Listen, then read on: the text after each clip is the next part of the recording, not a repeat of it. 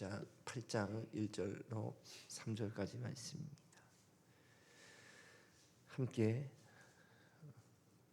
한 목소리로 합독하시겠습니다. 시작. 사울은 그가 죽임당함을 마땅히 여기더라.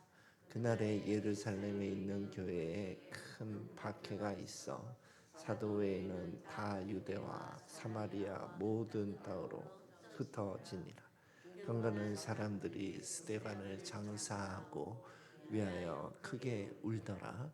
사울이 교회를 잔멸할세 각 집에 들어가 남녀를 끌어다가 옥에 넘기니라. 아멘. 오늘은 신앙의 주도권이라는 말씀을 가지고 함께 말씀을 나누고자 합니다. 먼저 1절 다시 한번 읽어보겠습니다. 시작. 사울은 그가 죽임당함을 마땅히 여기더라. 그날에 예루살렘에 있는 교회에 큰 박해가 있어 사도 외에는 다 유대와 사마리아 모든 땅으로 흩어지니라. 아멘. 이제 그 사도행전을 사실 두 기둥으로 표현하자면 초반부에 베드로를 중심으로 한 예루살렘 교회가 한 기둥이고 또 한 기둥은 이제 사도 바울을 중심으로 해서 1, 2, 3차 전도 여행이 한 기둥입니다. 분량으로는 사도 바울의 사역이 훨씬 더 많은 분량을 차지하기 때문에 사도행전이 그 사도 바울의 이야기가 많이 포함되어 있는 것을 우리가 알 수 있습니다.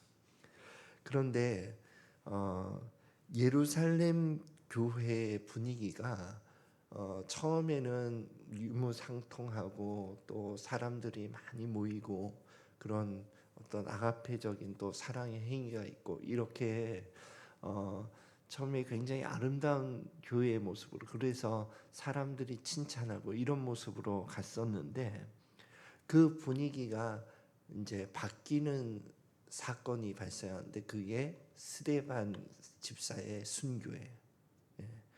그래서 스데반 집사가 순교한 다음에 이제 바울이 되어서 사도 바울로 개명했지만 그 전에 사울이라고 하는 이 사람이 바리새인이었는데 이 사람이 주도적으로 그리스도인을 박해했어요.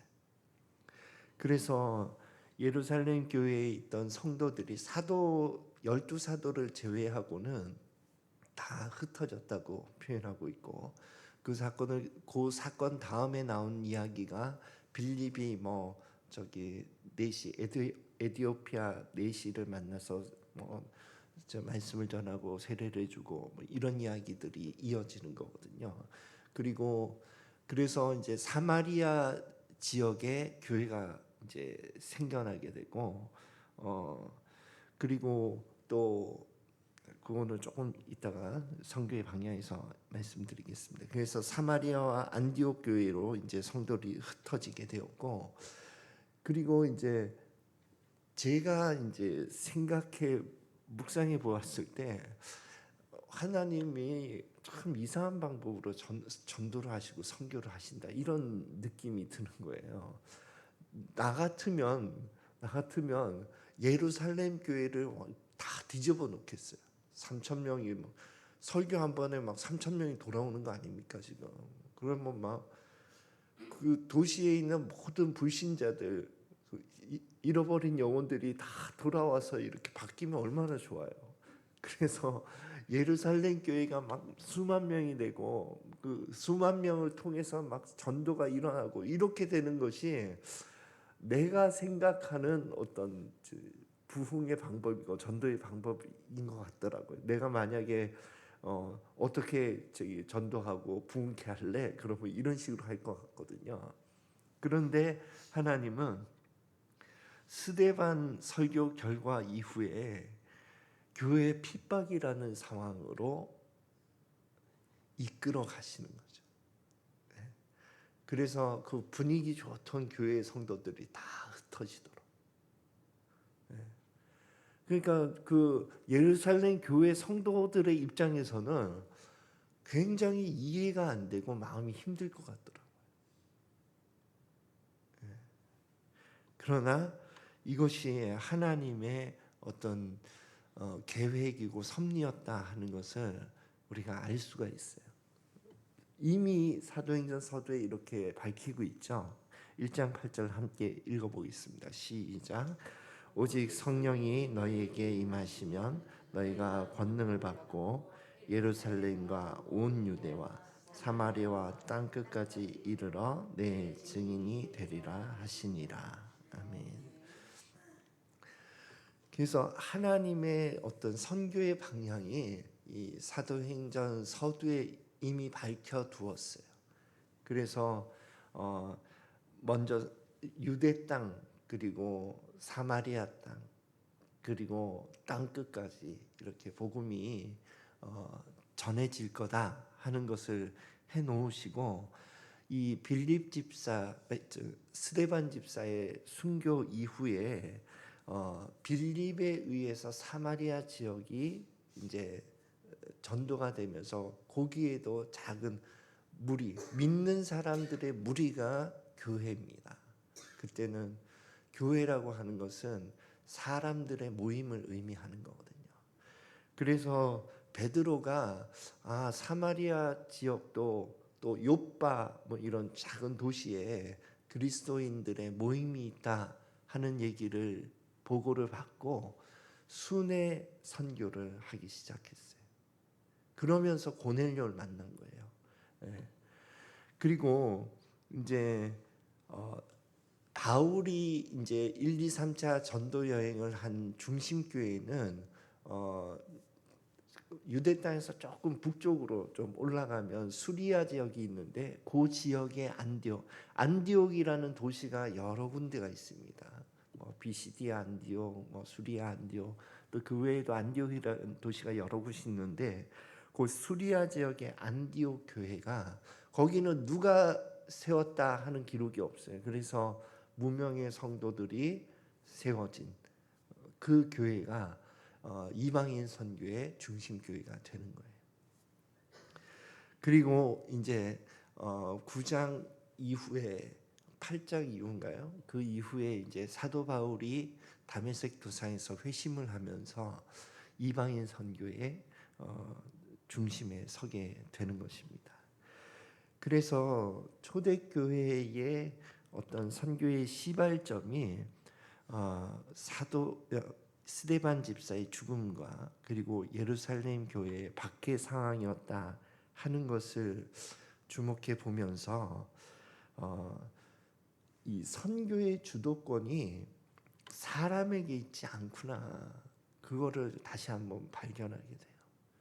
그래서 저는 이제 베드로가 앞부분에는 주도권을 가지고 있고 후반부에는 사도 바울이 주도권을 가지고 있다 이렇게 이해를 했는데 그 내용을 가만히 잘 살펴보면 선교의 주도권이 성령 하나님께 있구나 그걸 알겠더라고요. 그래서 사도행전의 별칭이 성령행전이거든요.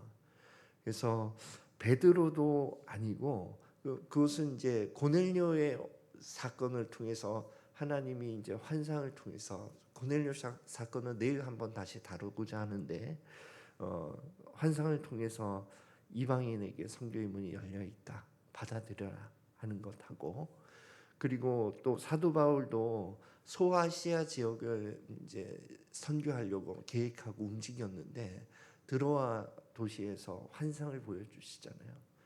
마게도니아 사람들이 보여서 이쪽으로 와서 도우십시오 하는 그런 것들을 보면 성령님께서 한 걸음 한 걸음 인도하셨고 성령 하나님께서 교회를 세워가시는 이야기구나 하는 것을 발견할 수 있습니다.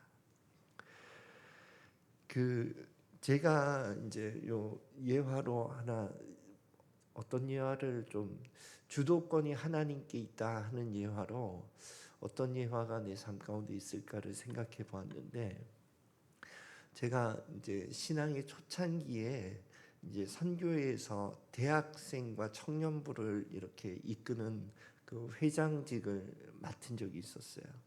근데 제가 이제 선교에 들어갔을 때는 초짜였거든요. 그 선교에 이제 활동하기 시작한 초짜였는데 그 회장직을 다 안 하겠다고 그러더라고요.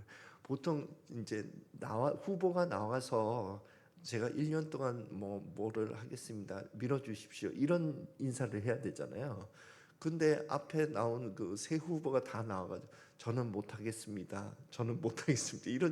이런 그 발표를 하는 거예요. 그래서 아니 왜 못한다고 하지? 나는 초짜니까 제일 그 후보 중에 밀리는 사람 중에 한 명이었어요. 그래서 나가서 제가 한번 해보겠습니다. 열심히 할 테니까 밀어주십시오. 그래서 제가 덜컥 됐어요, 회장이. 이게 뭐 초짜가 회장이 돼가지고 1년 동안 뭐 되는 일이 없어요. 모이자 그래도 모이지도 않고 뭐 하자 그래도 뭐 하지도 않고 움직임이 영향력이 미미하니까. 그래서 그렇게 1년 동안 뭐 제대로 하는 것도 없이 이제 다 마쳤어요. 마치고 그다음 회장이 이제 선출이 되어서 넘겨주는 그 자리에서의 그 인사말이 아직도 제가 기억을 해요. 어떤 인사말이었냐면 나는 내가 의욕을 가지고 이렇게 하면 잘 될 줄 알았습니다. 그런데 여러분도 아시다시피 지난 1년은 뭐 하나 제대로 된 것이 없다는 걸 알 겁니다. 그래서 제가 연중 한 중반쯤에는 너무 마음이 힘들었습니다. 내가 왜 이 자리에 있나 하고.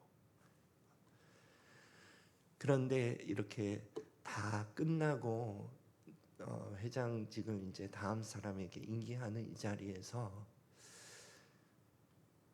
하나님이 나를 불러서 사용해 주셨구나 하는 마음을 가지게 됐습니다. 그래서 이곳에 이 자리에 있게 하신 하나님이 나를 불러서 사용하셨는데 내년에도 어떤 모양으로든 하나님께 쓰임 받고 싶습니다 하는 그것이 나의 인사말이었어요. 그리고 그 이후에 계속 내 삶은 하나님께 쓰임 받는 삶으로 이렇게 인도가 된 것 같아요. 그때도 지금도 마찬가지로 삶의 주도권이 하나님께 있다 하는 것을 다시 기억하고 다시 기억합니다. 그래서 우리의 신앙에서 이 주어가 누구인가 하는 것을 항상 되짚어 볼 필요가 있어요.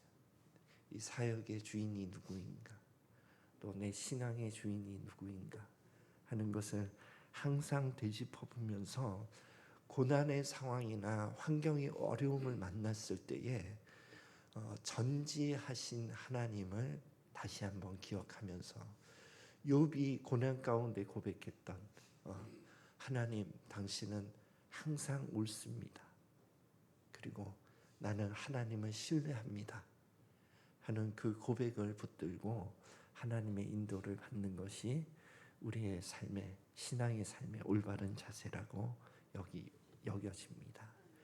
그래서 오늘도 어려움과 고난의 상황, 마음 어지러운 상황에 있는 우리 각자의 삶 가운데에서 주님이 지금 인도하고 계신가?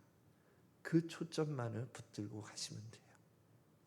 그러면 하나님께서 선한 길로 합력해서 선을 이루는 길로 우리의 삶을 사용하실 줄로 믿습니다.